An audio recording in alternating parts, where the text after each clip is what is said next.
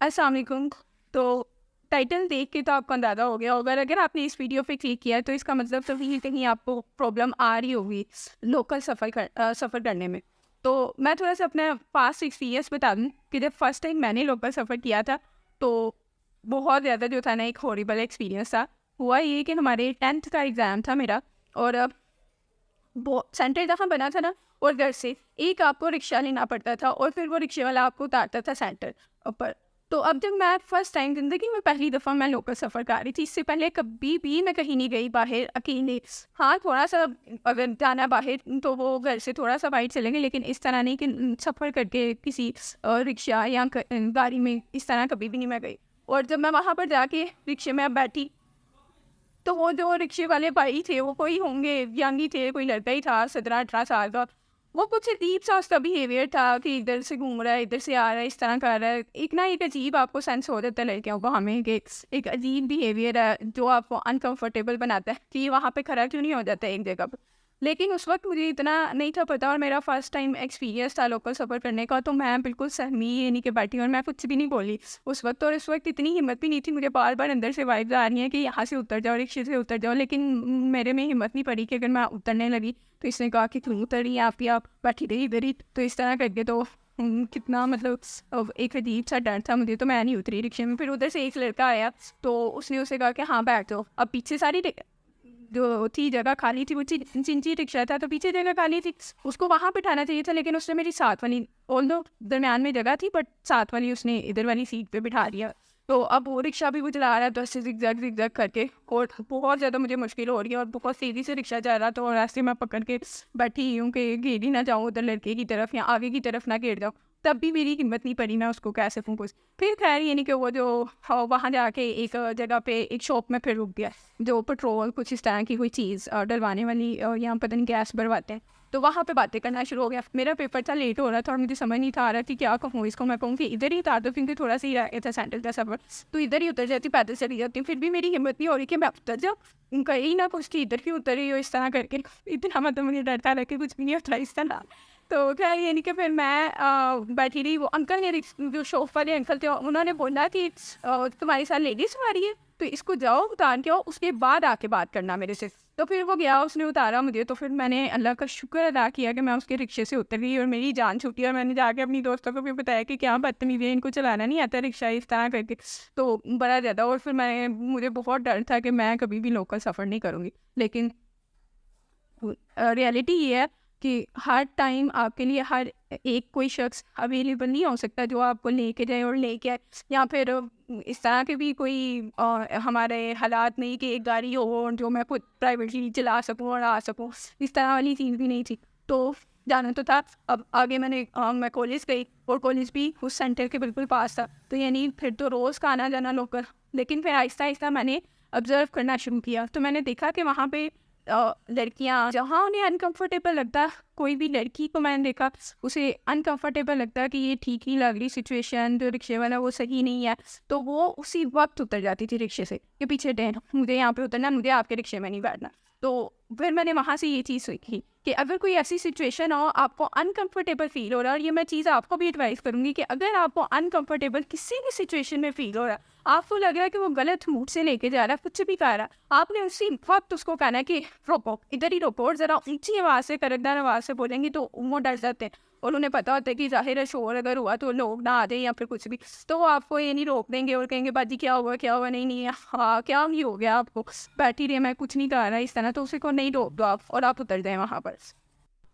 अच्छा, तो दूसरी जो चीज़ है ना, वो ये है कि अक्सर औक़ात हम लोग क्या देखते हैं कि ख़ुसूसी तौर पे चिंची रिक्शे में है ना, होता ये है कि आगे वो जो सीट होती है ना, इस तरह जो ड्राइवर के पीछे वाली सीट होती है, और वो ज़्यादा सवारियाँ जब भर जाती हैं, पीछे से 6 कंप्लीट हो गई, तो वो एक कोई मर्द भी आ गया तो उसको उधर बिठा लेते हैं। तो वो काफ़ी ज़्यादा बात इस तरह नहीं कि मर्द की कोई मतलब वो ही इस तरह जानबूझ के पीछे हो रहा है। पीछे क्या हो रहा है, मतलब जगह ही इतनी होती है, मुझे लगता है वो भी बेचारा क्या करे, जब जगह ही इतनी है, कोई है ही नहीं है स्पेस, तो जो इंसान खसूसी तौर पे सेंटर में बैठा होता है ना, उसके लिए खसूसी तौर पे अगर हम गर्ल्स हैं, मुझे भी बहुत ज़्यादा अनकंफर्टेबल फ़ील होता था, और इस तरह करके बाकियों को भी, मेरी दोस्त है इस तरह हम लोग एक्सपीरियंसेस शेयर करते हैं, तो बड़ा ये एक अनकंफर्टेबल सिचुएशन होती है।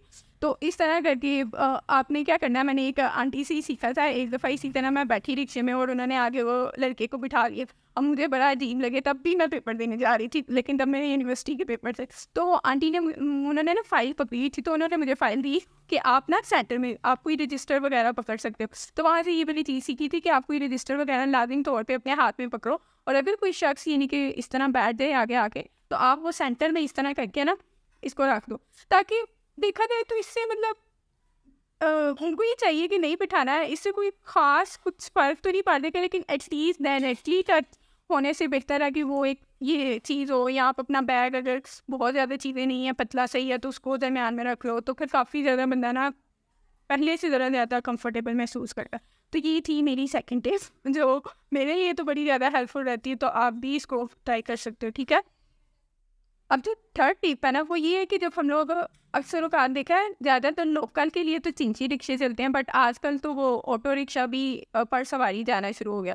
और वो लोग भी क्या करते हैं कि अपनी पीछे 6 सवारियाँ यूजुअली जो है फीमेल्स को बिठाते हैं, और आगे अपने साथ इधर भी मर्द और इधर भी मर्द बिठाते हैं।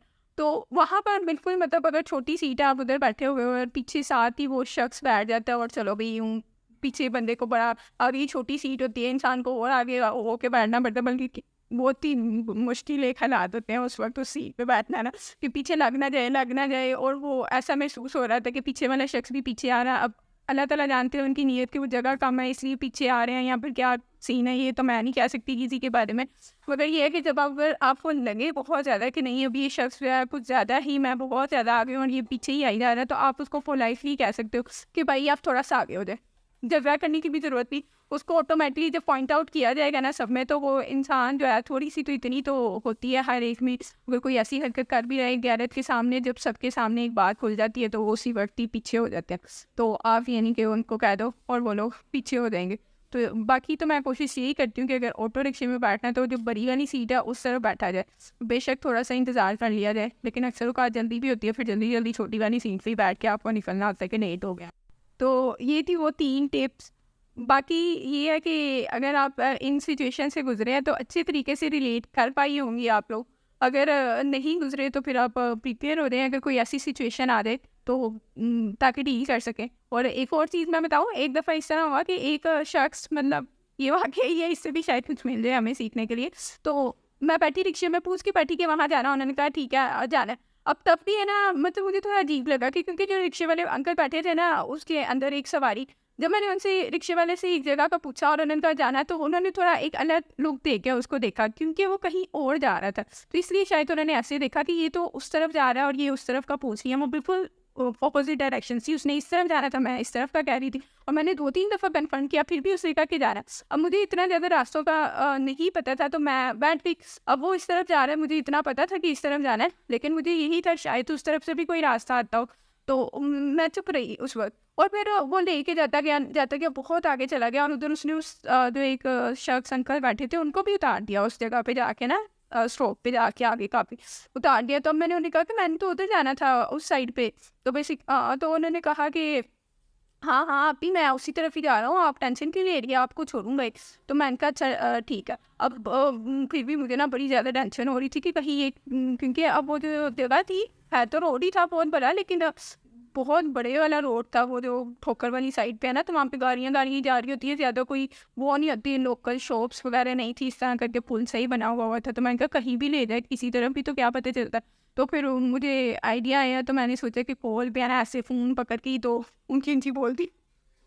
तो इस तरह करके मैं बोल रही हूँ हेलो कहाँ रह गए आप, लेने नहीं आए अभी तक, मुझे इस तरह करके आपको टाइम दिया था, मैं लेट हो गई हूँ, अंकल भी पता नहीं मुझे किस रास्ते पे ले आए हैं। और इस तरह करके ना ताकि उसको ना थोड़ा सा मैं नहीं कह सकती कि उसकी क्या नीयत थी क्या नहीं थी, लेकिन अगर कोई उल्टी पुल्टी थोड़ी सी भी नीयत थी है ना, तो उसको थोड़ा एक क्लियर हो गया कि ये लड़की की आवाज़ बहुत ज़्यादा तेज़ है, और अगर ये बोली ना मतलब कहीं भी इधर उधर लेके गया मैं रास्ते में और ये बोली तो मुझे मान पड़ जानी है। तो वो एक अंदाज़ा हो जाता है, अदरवाइज़ वो देखते हैं कि शायद ये कोई मासूम सी लड़की है और बोलेगी नहीं कुछ, तो हम कहीं भी ले जाएंगे इसको, तो आहिस्ता सी आवाज़ से बात करेगी और इस तरह करके, तो वो एक थोड़ा सा ना हो जाता है। बाकी ये है कि अगर आपके कुछ इस तरह के एक्सपीरियंसेस है, आपने क्या दूसरों से, ये सारी चीज़ें मैंने दूसरों से देख देख के सीखी हैं, और कि इस तरह करने में इस तरह सही है, इस तरह में इस तरह सही है, तो फिर आपने क्या चीज़ें सीखी हैं इस तरह अपने एक्सपीरियंसेस से, वो कोशिश कर सकते हैं कि नीचे कमेंट सेक्शन में बता दें। तो बाकी के लिए आज के लिए यही एक मैं चाह रही थी कि एक वीडियो बनाई जाए मीनिंगफुल चैट से हवाले से, तो यही एक वो चैट थी जो मैं आपके साथ करना चाहती थी। तो बाकी आज के लिए फिर अल्लाह हाफिज़।